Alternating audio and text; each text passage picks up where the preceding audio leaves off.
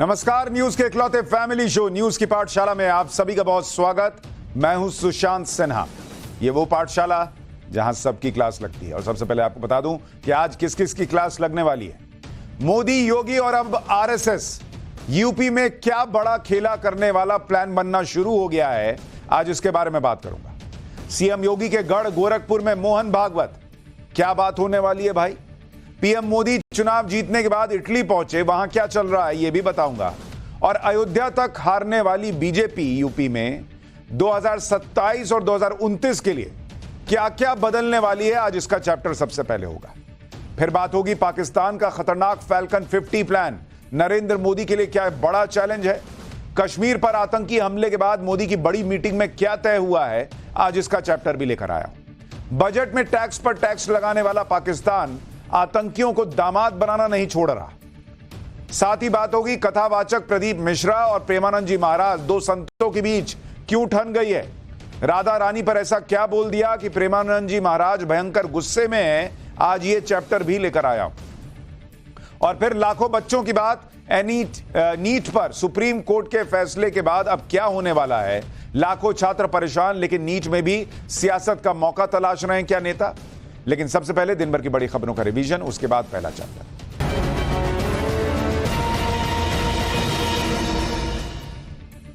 सेना में भर्ती से जुड़ी अग्निवीर योजना को लेकर बड़ी खबर है। सूत्रों के मुताबिक सरकार अग्निवीर योजना में कुछ बदलाव कर सकती है, जिसमें अग्निवीरों की संख्या बढ़ाने, उनका वेतन बढ़ाने और कार्यकाल बढ़ाने जैसी सिफारिशें शामिल हैं। महाराष्ट्र के डिप्टी सीएम अजीत पवार की पत्नी सुनेत्रा पवार ने राज्यसभा चुनाव के लिए पर्चा भरा है। एनसीपी सांसद प्रफुल्ल पटेल के इस्तीफे के बाद खाली हुई राज्यसभा सीट पर 25 जून को उपचुनाव होना है। सुनेत्रा पवार ने महाराष्ट्र की बारामती सीट से लोकसभा चुनाव लड़ा था, जहां उनको शरद पवार की बेटी और अपनी ननद सुप्रिया सुले ने हरा दिया। पेमा खांडू लगातार तीसरी बार अरुणाचल प्रदेश के मुख्यमंत्री बन गए हैं। उन्होंने ईटानगर में राजभवन में मुख्यमंत्री पद की शपथ ली। केंद्रीय गृह मंत्री अमित शाह और बीजेपी अध्यक्ष जेपी नड्डा भी शपथ ग्रहण समारोह में शामिल हुए। पेमा खांडू जब पहली बार राज्य के सीएम बने तब वो कांग्रेस के साथ थे। 2019 के लोकसभा चुनाव से पहले वो बीजेपी में शामिल हो गए। जम्मू कश्मीर में सभी स्कूलों के लिए राष्ट्रगान को जरूरी कर दिया गया है। जम्मू कश्मीर प्रशासन की तरफ से इसके लिए आदेश भी जारी कर दिया गया। इसके मुताबिक राज्य के सभी स्कूलों में मॉर्निंग असेंबली राष्ट्रगान के साथ ही शुरू होगी। मुंबई के मलाड से एक हैरान करने वाला मामला सामने आया। एक लड़के ने आइसक्रीम कोन के अंदर इंसान की कटी हुई उंगली मिलने का दावा किया है। युवक का दावा है कि उसने ऑनलाइन ऑर्डर करके आइसक्रीम मंगवाई थी, जिसमें उंगली का एक टुकड़ा निकला। इसके बाद युवक ने मलाड पुलिस स्टेशन में शिकायत दर्ज कराई। पुलिस ने आइसक्रीम कंपनी के खिलाफ केस दर्ज किया है और आइसक्रीम में मिले उंगली के टुकड़े को जांच के लिए फॉरेंसिक लैब भेज दिया है। तो ये हो गया दिन भर का रिवीजन। अब पाठशाला की पहली क्लास, मोदी, योगी और अब आरएसएस यूपी में क्या बड़ा खेला करने वाला प्लान बनना शुरू हो गया। सीएम योगी के गढ़ गोरखपुर में मोहन भागवत पहुंचेंगे, क्या बात होने वाली है। पीएम मोदी चुनाव जीतने के बाद इटली पहुंचे, वहां क्या चल रहा है। और अयोध्या तक यूपी में हारने वाली बीजेपी 2027 और 2029 के लिए क्या कुछ बदलने वाली है, सबसे पहले इसका चैप्टर।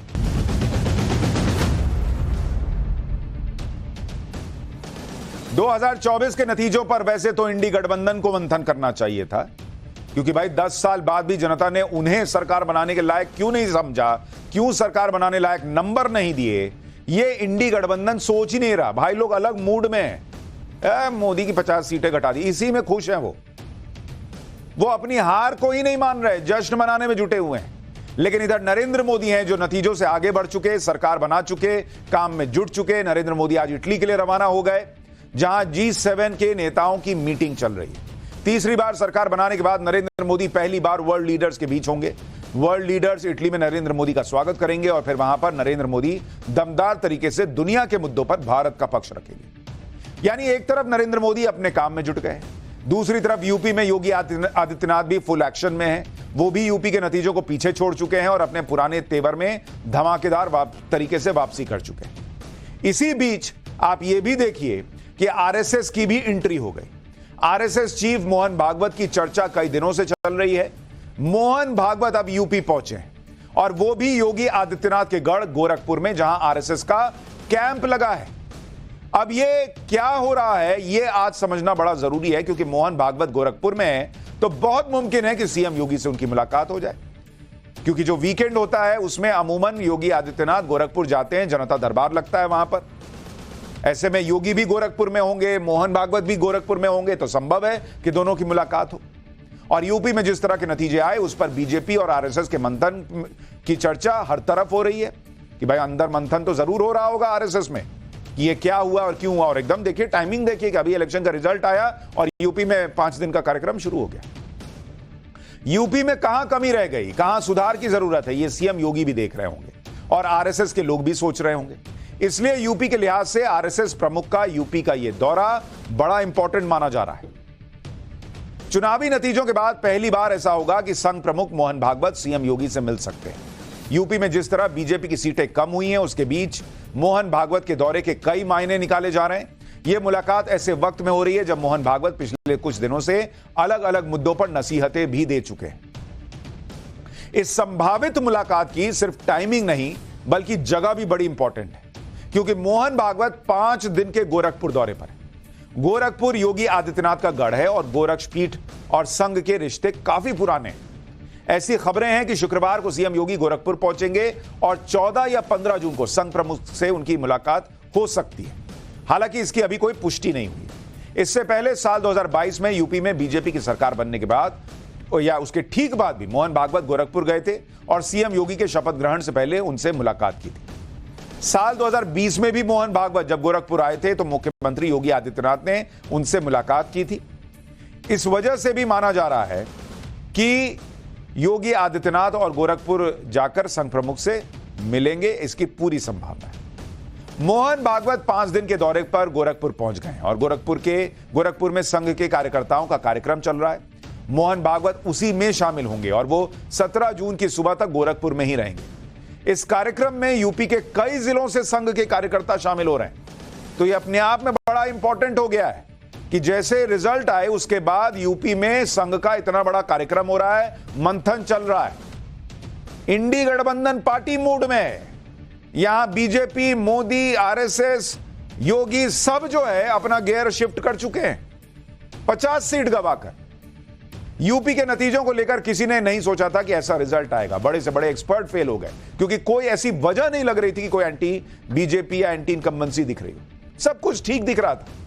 फिर भी यूपी में बीजेपी और उसके सहयोगियों ने 2019 के मुकाबले 28 सीटें गंवा दी और यह बहुत बड़ी बात है। यूपी में बीजेपी को सिर्फ 33 सीट मिली, सपा को 37 सीट जीतकर वो यूपी में सबसे बड़ी पार्टी बन गई लोकसभा में। जो कांग्रेस अमेठी तक पिछली बार हार गई थी, वो कांग्रेस इस बार अखिलेश से गठबंधन करके 6 सीट जीत गई। मायावती का तो विधानसभा चुनाव से ही बुरा हाल था। उनकी पार्टी लोकसभा में भी 1 सीट तक नहीं जीत पाई, 0 पर सिमट गई।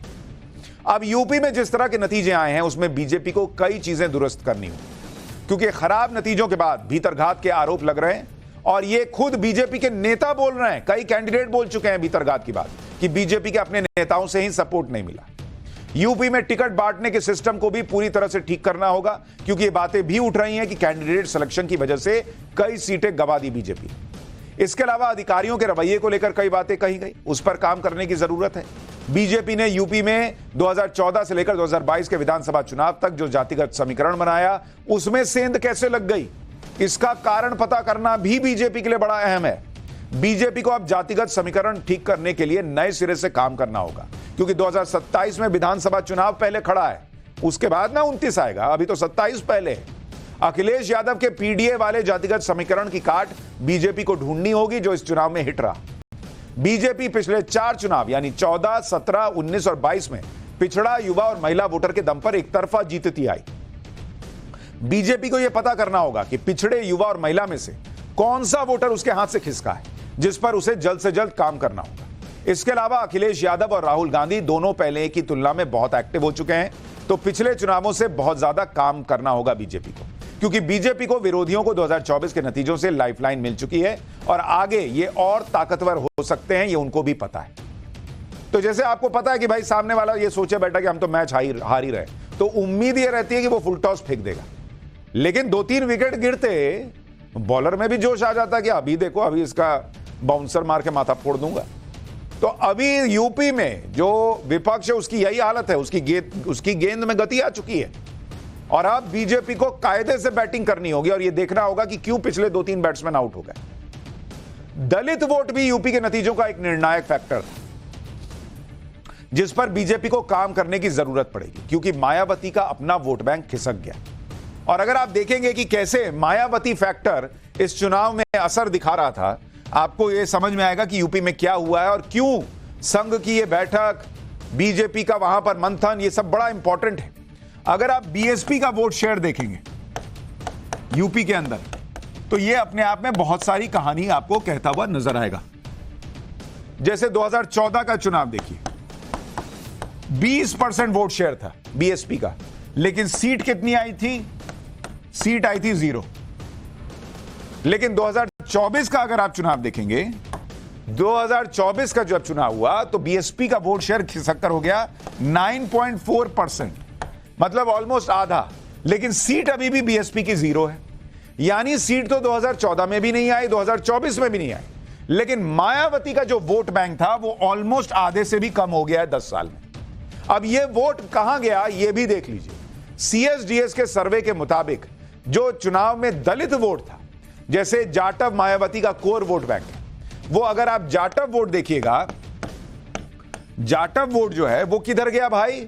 वो सपा प्लस कांग्रेस की तरफ गया 25%। और ये किसका होता था? पहले बीएसपी का कोर वोटर होता था। बीजेपी के पास गया 24%, 24%, और बीएसपी के पास अभी भी 44% इंटैक्ट है।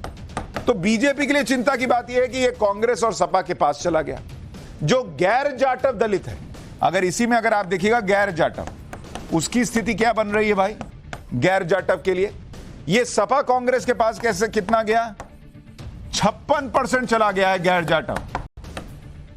बीजेपी के पास 29% और बीएसपी के पास मात्र 15%। तो यहीं पर जो है वो डेंट लग रहा है। जबकि अगर आप देखिएगा 2019 के इलेक्शन में क्या हुआ था, गैर जाटव दलित 2019 का अगर चुनाव देखिएगा, 48% बीजेपी के पास गया था और सपा बसपा का गठबंधन होने पर 42% था, कांग्रेस को मात्र 7% गया था। यानी गैर जाटव दलित वोट मायावती से खिसका और बीजेपी से भी खिसका, और यह खिसक कर एक तरफा समाजवादी पार्टी और कांग्रेस की तरफ चला गया। इसलिए आप देखिए कि अयोध्या जैसी सीट जहां पर अच्छी खासी दलित आबादी है, वहां पर समाजवादी पार्टी जीत गई, क्योंकि समाजवादी पार्टी का कैंडिडेट नॉन जाटव था। अब बीजेपी को इन तमाम फैक्टर्स पर काम करना हो। योगी आदित्यनाथ तो अपना काम कर रहे हैं, उनको पीएम मोदी ने दिल्ली में ग्रीन सिग्नल भी दे दिया था। दिल्ली में हरी झंडी मिलने के बाद से योगी आदित्यनाथ फिर से एक्शन मोड में दिखने लगे, ताबड़तोड़ फैसले ले रहे हैं। हमने आपको बताया था कि कुछ दिन पहले ही यूपी के विकास के लिए योगी आदित्यनाथ ने 41 बड़े फैसले लिए।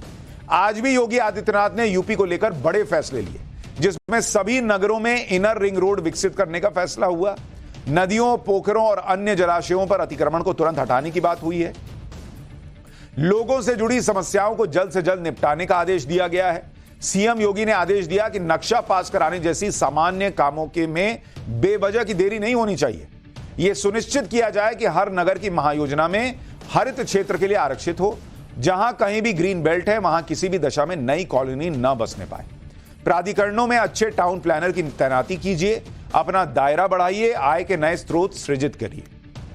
यानी योगी अपनी तरफ से हर पेच टाइट कर रहे हैं और उन्हें भरोसा है कि जल्द ही सब कुछ ठीक हो जाएगा, क्योंकि सरकार में तो योगी कोई कसर नहीं छोड़ रहे। लेकिन जहां तक संगठन की बात है तो उस पर भी बीजेपी मंथन कर रही होगी और संघ से भी इनपुट मिलेगा। संघ वैसे तो राजनीति में सीधा दखल नहीं देता, ना ही राजनीति से संघ का कोई लेना देना है, लेकिन समय समय पर संघ अपनी सलाह और सुझाव बीजेपी तक पहुंचाता है। जैसे महाराष्ट्र में बीजेपी को लगे झटके पर संघ के मुखपत्र ऑर्गेनाइजर में एक लेख के जरिए बताया गया कि महाराष्ट्र में अजीत पवार से हाथ मिलाने और कांग्रेस नेताओं को पार्टी में लेने से बीजेपी को झटका लगा। लेख में सवाल किया गया कि अजीत पवार की वजह से बीजेपी की ब्रांड वैल्यू कम हो गई और बीजेपी भी दूसरी पार्टियों की तरह बन गई। इसमें यह सवाल भी उठाया गया कि जब बीजेपी और शिंदे शिवसेना के पास पर्याप्त बहुमत है तो अजीत पवार को साथ लिया क्यों भाई? कई साल तक कांग्रेस की जिस विचारधारा के साथ लड़ाई लड़ी, सत्ता के लिए उसके लोगों को भाजपा ने साथ में लिया, इससे कार्यकर्ता दुखी हो गए। इस लेख में यह भी कहा गया कि अजीत पवार को साथ लेने की जरूरत क्या थी, जब अगले 2-3 साल में शरद पवार खुद अपनी सियासी ताकत खो देते और आपसी कला में एनसीपी खुद ही कमजोर हो जाती। आप सिस्टम देखिए बॉस बीजेपी के अंदर कि कड़े सवाल खुद संघ भी पूछ रहा है। ये लोग पार्टी मोड में नहीं है। कोई राहुल गांधी से पूछने को तैयार है इंडी गठबंधन में कि आपको हिमाचल में कैसे सुपड़ा साफ हो गया, आपकी वहां सरकार है, कर्नाटक में सीटें कम क्यों आई, तेलंगाना में बीजेपी कैसे बढ़ गई? कोई पूछ रहा है राहुल गांधी से क्या? वहां तो अलग पार्टी मोड चल रहा है, महाराज की जय हो, महाराज की जय हो, गजब कर दिए बॉस, यही चल रहा है। और यहां देखिए कड़े सवाल पूछे जाने शुरू हो गए, मंथन शुरू हो गया कि क्या जरूरत थी अजीत पवार को लेने की।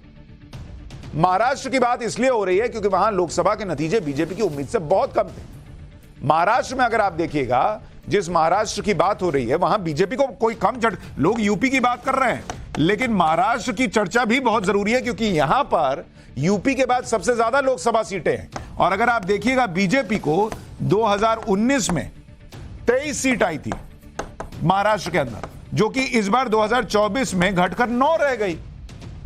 बॉस आप इतनी बड़ी संख्या में सीटें गंवा रहे हैं तो सवाल तो उठेंगे। और बीजेपी के सहयोगियों का प्रदर्शन, शिंदे शिवसेना 15 सीट लड़ती है, 7 जीतती है। क्या मिला उसको 7 लेके? अजीत पवार 4 लड़ते हैं, उनकी पार्टी 1 सीट जीतती है। जबकि इंडी गठबंधन को देखिए तो शरद पवार 10 सीट पर लड़े, 8 जीते। कांग्रेस 17 सीट पर लड़ी, 13 जीती। उद्धव 21 सीट पर लड़े और 9 सीट जीती उनकी पार्टी। इसी वजह से कई लोग मानते हैं कि अजीत पवार से डील करना बीजेपी के लिए फायदे का सौदा कम और नुकसान भरा सौदा ज्यादा रहा। और इतना सब कुछ किस बात के लिए हुआ? कहां से बात शुरू हुई? आप सोचिए, एक छोटी सी बात शुरू हुई थी कि उद्धव ठाकरे को सीएम बनाने के लिए बोला था या नहीं बोला था। उद्धव ठाकरे कह रहे थे मुझे भी 2.5 साल बाद सीएम बनना है। वो नहीं बने, गठबंधन टूटा, सारा तमाशा हो गया। और उसके बाद कौन आदमी? शिंदे साहब बन गए सीएम। देवेंद्र फडणवीस को डिप्टी सीएम बनना पड़ गया, यह भी हालत हो गई। लेकिन उद्धव ठाकरे नहीं बने सीएम, जो कि नेचुरल एलाई थे बीजेपी के। और आज की डेट में कैसे कैसे एलाई हैं, जो सारे लोग को आप कहते थे कि भाई ये हमारे साथ के नहीं हैं, वो लोग भी आकर आज बैठ गए बीजेपी के साथ। ये सवाल उठ रहे हैं महाराष्ट्र को लेकर। फिर भी अगर बीजेपी अजीत पवार को साथ लेकर चल रही है तो इसके पीछे वजह यही है कि बीजेपी ऐसा कोई मैसेज सहयोगियों को नहीं देना चाहती कि किसी को साथ लेकर फिर बाद में छोड़ दिया। क्योंकि अभी गठबंधन की सरकार चल रही है। एनसीपी भी इस बात को समझती है कि उसे बीजेपी की जरूरत है। इसलिए अजीत पवार गुट की तरफ से प्रफुल्ल पटेल ने कहा कि राज्य में उनका गठबंधन बना रहेगा। कुछ लोग सवाल उठा सकते हैं, लेकिन इससे गठबंधन पर असर नहीं पड़ने वाला। हमारा गठबंधन अगला चुनाव जीतेगा। बीजेपी का कोई भी सहयोगी हो, वो नरेंद्र मोदी पर पूरा भरोसा करता है। और यही वजह है कि गठबंधन की सरकार होने के बाद भी रिजल्ट वाले दिन से लेकर सरकार बनाने तक, मंत्री बनाने से लेकर विभाग बांटने तक नरेंद्र मोदी पूरी तरह से ही फ्री हैंड से काम कर रहे हैं और कहीं कोई टकराव अभी तक दिखा नहीं। नरेंद्र मोदी इस मामले में पूरी तरह से रिलैक्स है कि जैसे सरकार चल रही थी वैसे ही सरकार कंटिन्यू करेगी। वही होता दिख रहा है। नरेंद्र मोदी अपने तीसरे कार्यकाल का एजेंडा सेट करने में जुट गए हैं, क्योंकि नरेंद्र मोदी उन नेताओं में से हैं जो नेगेटिविटी या सेटबैक में फंसकर अपनी स्पीड को स्लो नहीं होने देते, और ना ही वो इस इंतजार में रहते कि चीजें अपने आप ऑटो मोड में ठीक हो जाएंगी। इसलिए अगर आप देखिए कि बीजेपी की सीटें भले ही कम हो गई, लेकिन उन्होंने इस सेटबैक को हावी नहीं होने दिया। सरकार तुरंत बनी, काम खटाखट शुरू हुआ। भले कांग्रेस ने कहा था कि खटाखट पैसा आएगा और अब लोग पैसा मांग रहे हैं, वो मिल नहीं रहा, लेकिन काम खटाखट शुरू हो गया नरेंद्र मोदी सरकार में। और इस पचड़े में वो नहीं पड़े कि ये कैसे होगा, वो कैसे होगा, इतनी सीटें कम क्यों हो गई। नंबर गेम के गम में फंसने की बजाय उन्होंने आगे की प्लानिंग शुरू कर दी। तीसरे कार्यकाल में पीएम मोदी अपने पहले विदेश दौरे पर इटली के लिए रवाना भी हो गए। वहां वो G7 समिट में शामिल होने के लिए गए। G7 दुनिया के 7 बड़े देशों का समूह है, जिसमें अमेरिका है, कनाडा है, फ्रांस है, जर्मनी है, जापान है, इटली है, ब्रिटेन है। इसे ग्रुप ऑफ 7 कहा जाता है। अब आप कहेंगे कि जब इसमें इंडिया है ये नहीं है तो मोदी जी गए किस लिए भाई? हालांकि भारत G7 देशों का हिस्सा नहीं है, लेकिन वो इटली की प्रधानमंत्री जॉर्जिया मेलोनी के न्योते पर पीएम मोदी G7 समिट में हिस्सा लेने के लिए गए। अगर आपके मन में यह सवाल आ रहा है कि जब भारत G7 का हिस्सा नहीं है तो फिर इस बैठक में भारत को क्यों बुलाया गया, भारत वहां क्यों गया, तो पहले यह समझिए कि यह पहला मौका नहीं है जब भारत को अलग से G7 देशों के समिट में हिस्सा लेने के लिए बुलाया गया। भारत को अब तक 11 बार G7 की बैठक में विशेष गेस्ट के तौर पर बुलाया जा चुका है, और नरेंद्र मोदी को तो लगातार 5वीं बार G7 की मीटिंग का न्योता मिला है। आप इसी से अंदाजा लगा सकते हैं कि G7 देशों के लिए भारत की कितनी अहमियत है। और G7 में शामिल देश ये जानते हैं कि भारत के प्रधानमंत्री नरेंद्र मोदी के बिना किसी भी बड़े अंतर्राष्ट्रीय फैसले पर पहुंचना या उसे फाइनल करना शायद उचित नहीं हो। आज भारत की यह पावर है। G7 देशों के सामने अभी सबसे बड़ी चुनौती रूस यूक्रेन युद्ध, और G7 में शामिल देश ये जानते हैं, मानते हैं कि नरेंद्र मोदी के नेतृत्व में ही भारत वो देश है जो इस युद्ध के लिए गए किसी भी बड़े फैसले में जरूरी इनपुट दे सकता है। पिछले साल जब भारत ने G20 देशों का सफल आयोजन किया था तो उस वक्त भी नरेंद्र मोदी ही थे जो युद्ध के मुद्दे पर सभी देशों को एक मंच पर, एक पेज पर लेकर आए थे।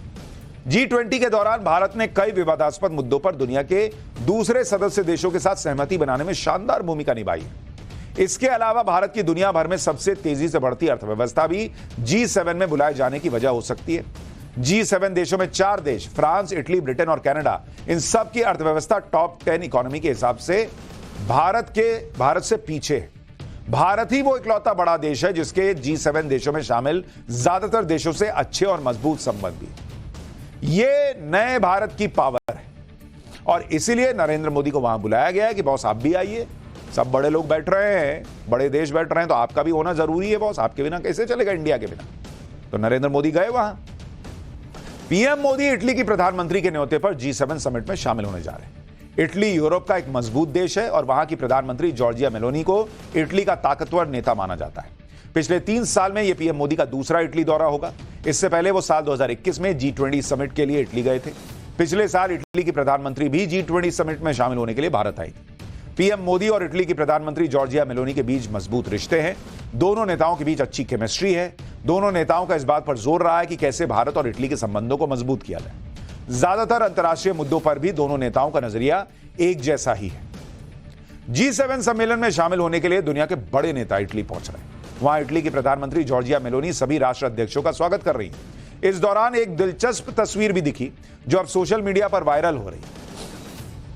इटली की प्रधानमंत्री जॉर्जिया मेलोनी ने जब जर्मन चांसलर ओलाफ स्कोल्स का स्वागत किया तो उस दौरान वो हाथ जोड़कर नमस्ते करती दिखाई दी। अब जॉर्जिया मेलोनी की इस तस्वीर पर लोग चर्चा कर रहे हैं कि ये भारत की संस्कृति की ग्लोबल पावर का असर है कि दुनिया के बड़े बड़े नेता भी नमस्ते कर रहे हैं। आप देखिए जिस तरह से वो आए हैं, उनका जॉर्जिया मेलोनी जो है वो नमस्ते करके स्वागत कर रही है। अब इसकी बड़ी चर्चा हो रही है।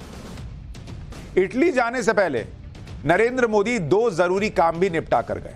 पहले उन्होंने कुवैत पर मीटिंग की जहां कई भारतीय आग लगने की घटना में मारे गए। वहां पर उन्होंने अपने विदेश राज्य मंत्री को तुरंत भेज दिया। आज उन्होंने जम्मू कश्मीर को लेकर बड़ी मीटिंग भी की जिसमें राष्ट्रीय सुरक्षा सलाहकार समेत सभी बड़े अधिकारी मौजूद थे। जम्मू कश्मीर में आतंकी घटनाओं को लेकर पीएम मोदी ने साफ निर्देश दिया कि किसी तरह की कोई कसर मत छोड़िएगा। आप यह भी देखिए कि पीएम मोदी अपनी टीम को भी सेट करते जा रहे हैं। जिस तरह से उन्होंने अपने टॉप मंत्रालयों में कोई बदलाव नहीं किया, वैसे ही उन्होंने टॉप अधिकारियों की टीम में भी कोई बदलाव नहीं किया। जैसे नेशनल सिक्योरिटी एडवाइजर, इसके रूप में अजीत डोवाल का जिम्मा जो है वो फिर से दोहराया गया है। गुरुवार को अजीत डोवाल तीसरी बार एनएसए के तौर पर अपॉइंट किए गए। इसी के साथ सबसे लंबे समय तक एनएसए रहने का रिकॉर्ड अजीत डोवाल के नाम पर हो गया है। वहीं पीएम मोदी ने पीके मिश्रा को फिर से प्रधान सचिव का जिम्मा सौंपा है। Appointments committee of the cabinet ने दोनों टॉप अधिकारियों की नियुक्ति पर मुहर लगा दी। पर सुप्रीम कोर्ट के फैसले के बाद अब क्या होने वाला है? लाखों छात्र परेशान हैं, लेकिन नीट में भी सियासत का मौका तलाश रहे हैं क्या नेता? अब इसका चैप्टर का मौका तलाश लिया। विपक्ष को लाखों छात्रों से जुड़े इस संवेदनशील मुद्दे पर भी सियासत सूझ रही है। कैसे विपक्ष इस पर सियासत कर रहा है वो आगे बताऊंगा, लेकिन पहले ये देख लीजिए कि कैसे आज नीट एग्जाम और उसके रिजल्ट को लेकर सड़कों पर उतरे छात्रों को पहली बार बड़ी जीत मिली। नीट एग्जाम और इसके रिजल्ट से जुड़ी 3 याचिकाओं पर आज सुप्रीम कोर्ट में सुनवाई। इन याचिकाओं में 3 मांगे की गई।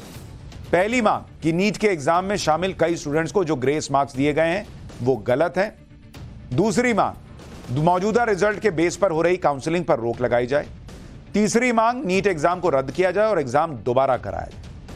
आज सुप्रीम कोर्ट में सुनवाई हुई और इसमें सुप्रीम कोर्ट ने ग्रेस मार्क्स वाले मुद्दे पर फैसला सुना दिया। इसके मुताबिक नीट एग्जाम में ग्रेस मार्क्स पाने वाले 1563 छात्रों को फिर से परीक्षा देनी होगी अगर वो चाहते हैं। नीट काउंसलिंग पर रोक नहीं लगेगी, सुप्रीम कोर्ट ने यह भी साफ कर दिया। सुनवाई के दौरान कोर्ट ने बताया कि नीट एग्जाम कराने वाली संस्था एनटीए ने ग्रेस मार्क्स रद्द करने वाली बात मान भी ली, जबकि पेपर लीक और काउंसलिंग पर रोक लगाने की याचिका पर सुप्रीम कोर्ट ने नोटिस जारी कर एनटीए से 2 हफ्ते में जवाब मांगा है। अब इस मामले में अगली सुनवाई 8 जुलाई को होगी। आज सुप्रीम कोर्ट ने जिन याचिकाओं पर सुनवाई की उनमें एक याचिका फिजिक्स वाला कोचिंग सेंटर के सीईओ अलक पांडे की भी। अलक पांडे ने कहा कि एनटीए ने सुप्रीम कोर्ट में मान लिया कि ग्रेस मार्क्स देने का फैसला गलत था। अलक पांडे का कहना है कि पेपर लीक और दूसरी गड़बड़ियों की लड़ाई अभी जारी है। सुप्रीम कोर्ट के फैसले पर अलक पांडे को सुनिए, फिर आपको नीट एग्जाम पर सुप्रीम कोर्ट के फैसले के बाद उठ रहे सवाल और उनके जवाब भी बताता हूं। इसमें मेरे कुछ पॉइंट्स हैं, 3 पॉइंट्स हैं मेरे। सबसे पहला पॉइंट ये है कि आज एनटीए 7-8 दिन बाद आके माननीय सुप्रीम कोर्ट के सामने खुद एग्री करता है कि ये ग्रेस वाला जो पूरा हमने जो किया है ये गलत है, इसको हटा देते हैं। कहीं ना कहीं एग्री किया। सवाल ये उठता है ग्रेस देके क्या उन्होंने खुद बताया था? नहीं बताया था। जब हमने 719 स्कोर पकड़ा, 720 तब बताना। तो क्या एनटीए और भी ऐसे बहुत चीज़ें करता है जो हमें पता नहीं चलती? क्या और डिस्पेरेंसीज है जो एक बार हमें अंदर घुस के देखनी चाहिए?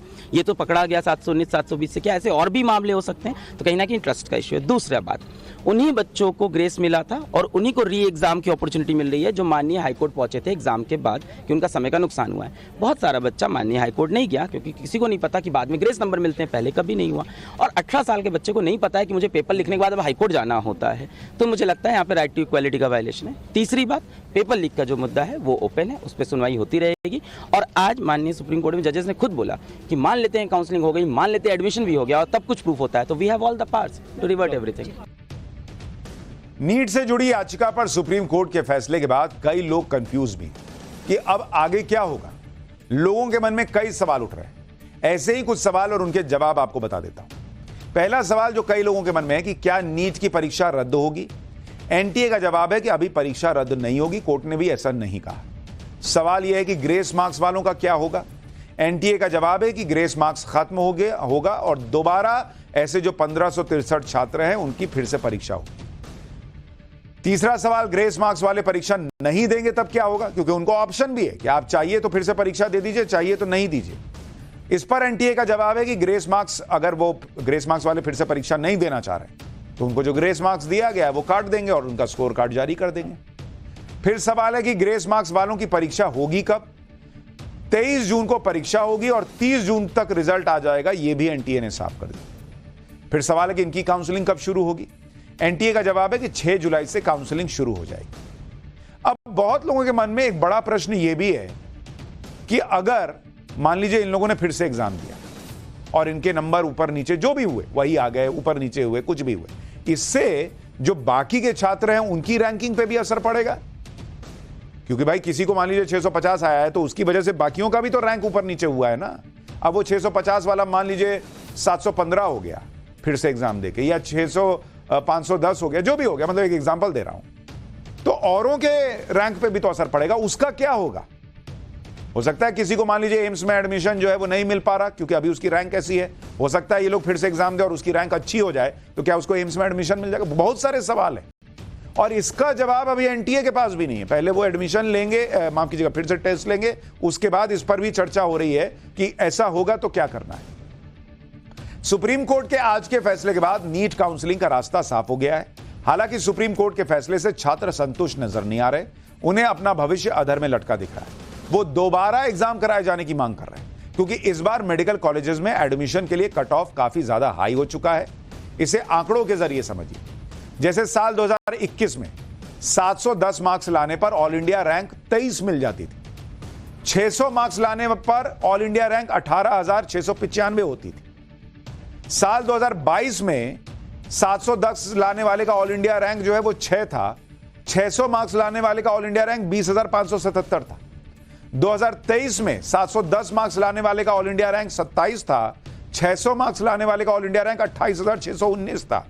लेकिन इस बार 710 मार्क्स लाने वाले का ऑल इंडिया रैंक 407 है और 600 जिसने लाए हैं उसका रैंक 80,000 के पार चला गया। आप डिफरेंस देखिए, यानी पिछले सालों की तुलना में इस बार नीट रिजल्ट में ऑल इंडिया रैंक कई गुना बढ़ गया।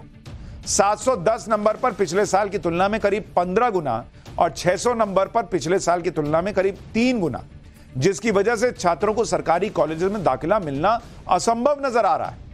सुनिए सुप्रीम कोर्ट के फैसले पर छात्र क्या कह रहे हैं। 1563 का मामला है ही नहीं। आप कैसे कह सकते हो 1563 लिस्ट आई है आपके पास? एक्चुअली में वो 1563 में से 790 क्वालिफाई कर रहे हैं। 790 में से आधे बच्चे ऐसे हैं जिनके 650 प्लस है। उसमें से एक सेंटर का नाम झज्जर भी था, सुना होगा आपने, 6 प्रॉपर उचाई से। वहाँ के प्रिंसिपल ने अपना इंटरव्यू दिया है, उसने साफ बोला हमारे कोई टाइम लॉस नहीं हुआ। टाइम लॉस नहीं हुआ तो फिर ग्रेस मार्क्स किस पे दिए? 15 से 15,000 भी हो सकता है, हमें तो गुमराह करा जा रहे हो आप। अगर इतने ट्रांसपेरेंट हो, आपसे गलती हुई, ठीक है, मान लिया हमने। 15 तो 63 आपने मुंह से बोल दिया। आप भेज दीजिए ना लिस्ट, क्या जा रहा है लिस्ट भेजने में कि ये बच्चे जिनको हमने ग्रेस मार्क्स दिया। ये चीज है कि एनटीए मानता ही नहीं है, आंखें बंद करके बैठा है कि हम कुछ भी नहीं मानेंगे, हमारी गलती है ही नहीं। बस गलती हम लोग ये है कि हम लोग पैसों से एग्जाम नहीं कर सकते। आपने सिर्फ ग्रेस मार्किंग वाली चीज को क्यों देख रहे हैं? आप जो पेपर लीक हुआ उस बात पे क्यों नहीं एक्शन ले रहे हैं? मेन इशू तो लेकिन कोई सबूत कोई मिला नहीं पेपर लीक का प्रूफ के साथ। क्यों नहीं? अब 12 लोग जो अरेस्ट कर रखे हैं आपने बिहार में, वो बिन वजह अरेस्ट कर रखे। छात्रों की जितनी भी बातें वो ऐसे ही नहीं है। दरअसल नीट के नतीजों पर सियासत भी हो रही है। ग्रेस मार्क्स रद्द करने के फैसले पर कांग्रेस अध्यक्ष मल्लिकार्जुन खड़गे ने कहा कि नीट परीक्षा में केवल ग्रेस मार्क्स की समस्या नहीं थी, धांधली हुई है, पेपर लीक हुआ है, भ्रष्टाचार हुआ है।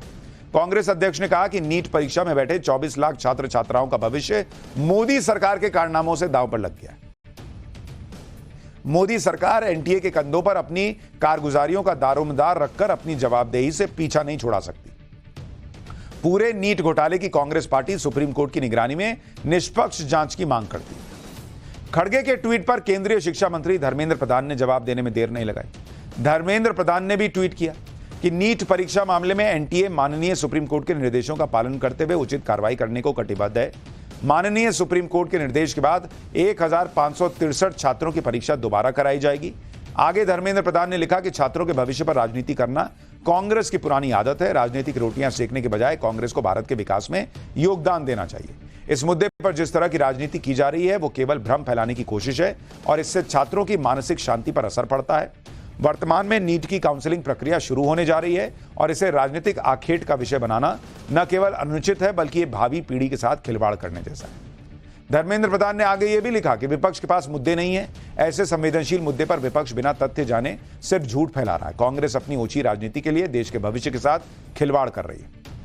धर्मेंद्र प्रधान ने यह भी साफ कर दिया कि फिलहाल नीट एग्जाम में पेपर लीक का कोई सबूत नहीं मिला है और सरकार 8 जुलाई को सुप्रीम कोर्ट में होने वाली सुनवाई में अपना पक्ष रखेगी। विपक्ष भले इस मामले में जो भी कहे, लेकिन सरकार का कहना है कि छात्रों के भविष्य के साथ खिलवाड़ नहीं होने दिया जाएगा।